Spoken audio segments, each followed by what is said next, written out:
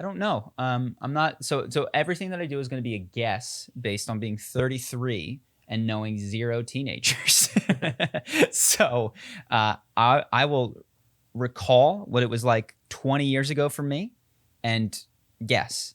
I imagine there's a couple of things, and these are the ones that were true for me. The first is that if you're in the school system, this is no knock. I have family members and lots of people who are doing it, but your teachers are not equipping you for the world that you're moving into.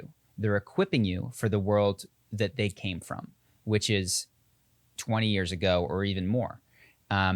So that's something that's tough. The mantra for me was, you got to go to college, you got to go to good college, got to go to good college. I think college, with the exception of very few of the top schools, is rapidly decreasing in the value that it provides to your life, the education that you get. And I was going to say, though, if you actually had gone to a top 10 college, it might make a huge financial difference in your life. Yes, I think that there's a top tier of colleges that have maintained their economic value.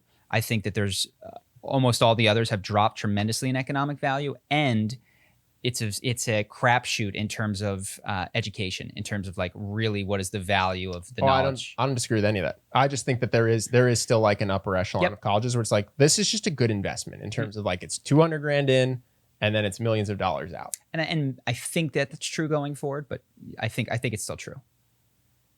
If you're at Stanford, I guess I don't know if you're 15. Yeah. If you're 21 and at that college today, I know that's still true. Yeah. It's good for you to go to Stanford. Good for you to hang out with those kids. If you chose to go to Stanford 4 years ago, that was a financially great decision, even though it cost $200,000. I guess you're saying he's 15. Who knows? Hypothetically. Yeah. That means in 6 years he graduates from Stanford. That's a bet. It's a bet I would make if it were my kid. But the broader point is that your teachers, despite their best intentions, are not equipping you for the future. They're equipping you for the past. And that's one of the very tough things. So they also just like your permanent record. They just make up stuff to control you a lot of the time. And so, the advice that you get, I think also sometimes if you don't have good teachers, which there's no guarantee, is just wrong. There was some of the career advice that we got was so ridiculous from the guidance counselors. We got advice about, you got to join the Key Club is to show that you're a well-rounded student. And it's like, if I had just been like building my own video games, which is what I wanted to do, and just been like, no, find a hobby and pursue the ever-living daylight out of it, that would have been fantastic. So anyway, bad advice from people around you is I think a huge problem. I imagine. Well, I think in general, following advice from people that aren't living the life you want is just something I would say to avoid. So like if you're taking advice from a guidance counselor, that's great if you want to be a high school guidance counselor. Yeah, or if you want to be a teacher, which is a totally admirable thing to do. But if you want to be the next Elon Musk, the best thing you can do is probably read his biographies. Or Bill Gates or whoever.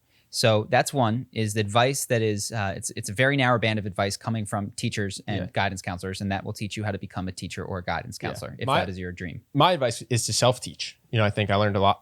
I went to business school, and all of my business learnings have actually come afterwards from books and courses and things like that. So I think if you're a teenager and you want to be successful at anything, like do it yourself. You know, I think that's honestly, if you want to be a basketball player, it's probably not relying on your basketball high school coach is not going to be what's get you there. Yeah. So no matter what you're trying to learn, I think to the extent you can be someone that can identify high quality instructors and learn from them, that's a skill I would focus on. Yeah. My mom is guidance counselor. She's going to yell at me for all that. I'm just thinking.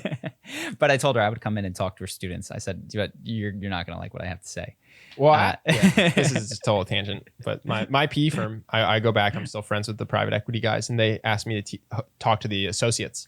And I said, are you sure about you this? Want that? And they said, yeah. I was like, okay, you want me to just be honest? They're like, yeah. So I went up and I said, hey, most of you shouldn't be in private equity. A couple of you are passionate about this and you're going to be successful. And a lot of you are pursuing this for prestige and money.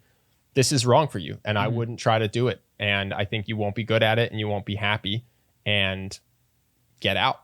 And afterwards I was like, so are we cool? And they're like, yeah, I think that was great. Like only a couple of these guys should stick around. Yeah. And we're not benefited if someone tries to slog through a painful job for money. Interesting. So let's just keep the ones that are fit. I was like, oh, cool. We're still friends. Yeah. But anyway, and then I imagine to finish this particular question, one of the other things that is very challenging is that your life is now I mean, the most split between digital and in person of any generation, obviously, but it's almost like I don't know whether it's 50-50 or if it's tilted towards one side, but now it's Zoom classes and the amount of interaction that goes on after school, in the comments, etc. You are charting completely uncharted territory in terms of how to deal with bullying and how to ask someone out on a date and how to manage those two worlds, which are very, very different. And no one can give you effective advice. I'm not prepared to. I have no idea what it's like to just constantly be connected to my classmates. So I do not envy teenagers today. You said it earlier, though. It's cliche advice, but I think pursuing your passions, like now you don't want to make your passion for video games or whatever it might be overtake your ability to do well scholastically. I think the system's set up so that good grades help, and I would pursue them personally. But charisma, that was just a thing you and I were trying to do to get better with our friends and better with dating. And there was no business in sight when we started or for years as we pursued it. And Steve Jobs studied calligraphy because he liked it, and that worked out well for him. And people who could code in the early days did not realize that it was going to be the most lucrative thing you could do is start a tech company.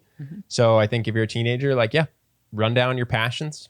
I think that's going to work out for you. I literally just talked to a guy today who was a college basketball player, or yesterday. This college basketball player got hurt, released a course, and has a very nice income from it because he just got deep into the weeds of what makes a good basketball shooter. So yeah, I mean, that's one thing I would say is that you never know what's going to be the thing that lets you be successful. But I think when you pursue your passions, it tends to work out well, or at least arm you to then take that knowledge into the working world the way Steve Jobs did with calligraphy. So yeah, I think that's a good one too. Like, try to learn from people who are doing what you want to do and try to pursue things that don't immediately seem like they might tie to financial success, but that you're truly passionate about. I think it's a pretty good formula. Dope. What else? Hope that you guys enjoyed that clip. If you want to see more like this and have us do more podcasts, we are 100% funded by our generous patrons. And if you'd like to contribute, there's a link in the description, and we'll have one pop up on the screen right here so that we can do more podcasts where we have fun conversations and hopefully some deep ones like this. Either way, hope that you enjoyed the video, and I will see you in the next one.